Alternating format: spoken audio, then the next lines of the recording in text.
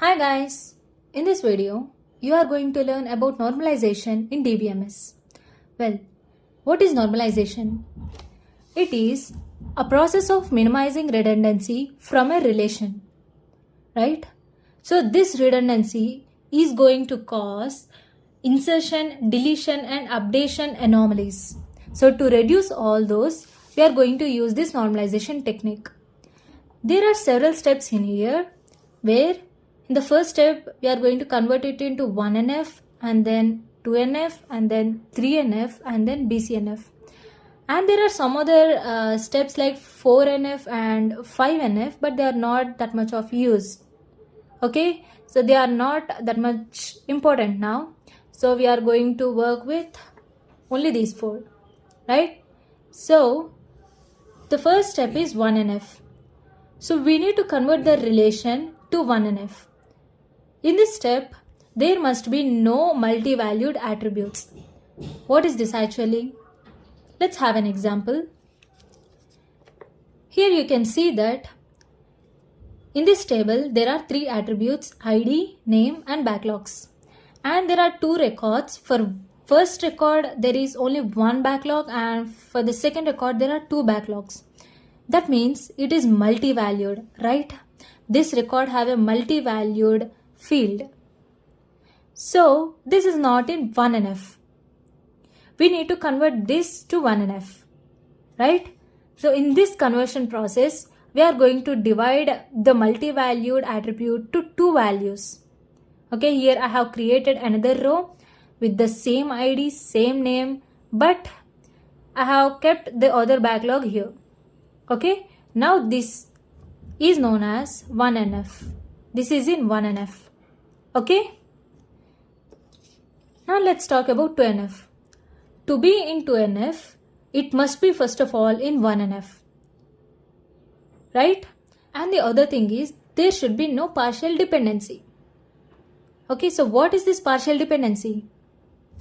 Well, let us have an example.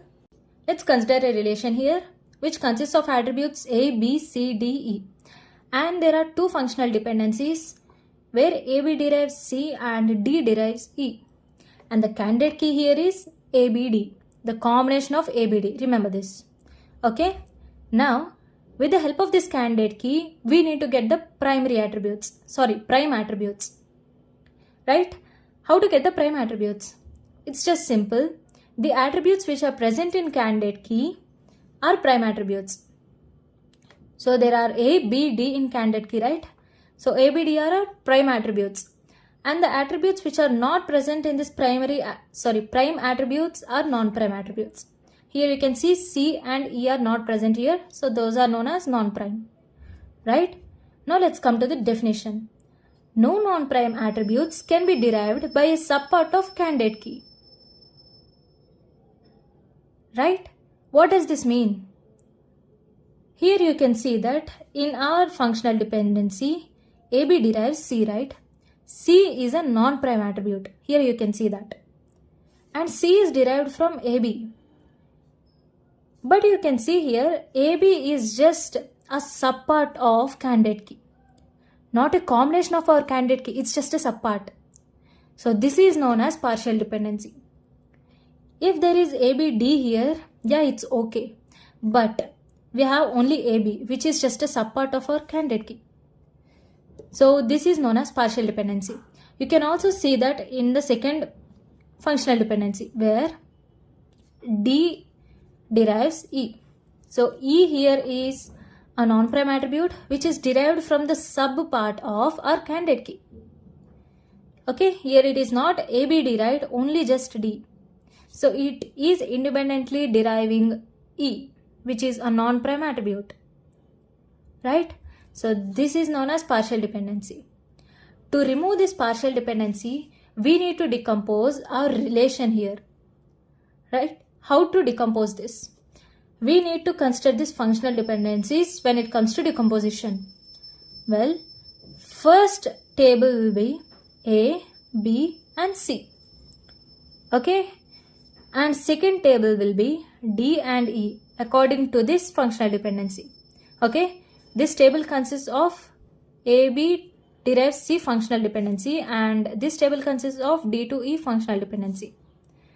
And there should be another table which contains A, B, D attributes. And this does not contain any functional dependencies. Why so? Why to create this table extra? It is because after decomposing this table is not connected to this, right?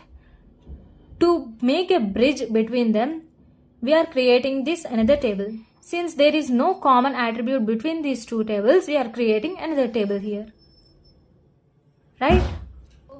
Now let's come to 3NF. So 3NF must be first of all in 2NF, and then there must be no transparent dependency. Sorry, it is not transparent, it is transitive. I am really very sorry. So it is transitive. Okay, there must be no transitive dependency. What is this transitive dependency? Let us take an example where I am considering two functional dependencies. Okay, it is from a relation A, B, C. Okay, here you can see that A derives B and B derives C. That means A is also indirectly deriving C, right? So this is known as transitive dependency. To remove this transitive dependency, we need to decompose this relation. How? Like we have done in the before example, we need to consider this functional dependency. So I am creating R of AB. This is my first table, and I am creating another table which is according to the second one. Sorry. Okay, according to the second functional dependency. So these are my two tables which I have decomposed to make it 3NF. Right? Here you can see that I haven't created any other table. I mean no third table here. It is because here you can see there is a common attribute between these two tables. So there is no need to create another table. Okay. After completion of this decomposition, it is in 3NF. Okay, then what about BCNF? So the rule here is it must be in 3NF, and every alpha in alpha to beta must be super key. Here alpha to beta is nothing but our functional dependency. Okay. This means, let us consider an example where I have taken two functional dependencies, AB tends to CD and D tends to B. Okay, and here the candidate keys are AB and AD. Let's consider. Okay, now what happens here is every LHS part must be super key to be in BCNF. Okay, here AB is super key. Done. Every candidate keys is super candidate keys are nothing but super keys, right? So AB is a super key, and D is not a super key. Here you can see the candidate keys are AB and AD, that's all. So D is not a super key. Even if you want to check whether it is a super key or not, you need to find the closures, where let me consider AB, closure of AB, where I'll get A, B, C, D. Okay, I got A, B and C, D. So I got all the attributes here, so it is a super key. But when you consider D, closure of D, you will get only D and B, that's all. Okay, so here it is B. Now we can write C and D. No, we can't. It is a combination of AB, okay, not a single B. So only AB will give you C and D. So here it is only B now. So you can't get C and D. That means it is not deriving all the attributes from the relation. So it is not a super key. To make it to the BCNF, we need to decompose it. How? So according to this partial dependency, we need to create A, C, D. And the other table is D and B. A, B, C, D and DB. Okay.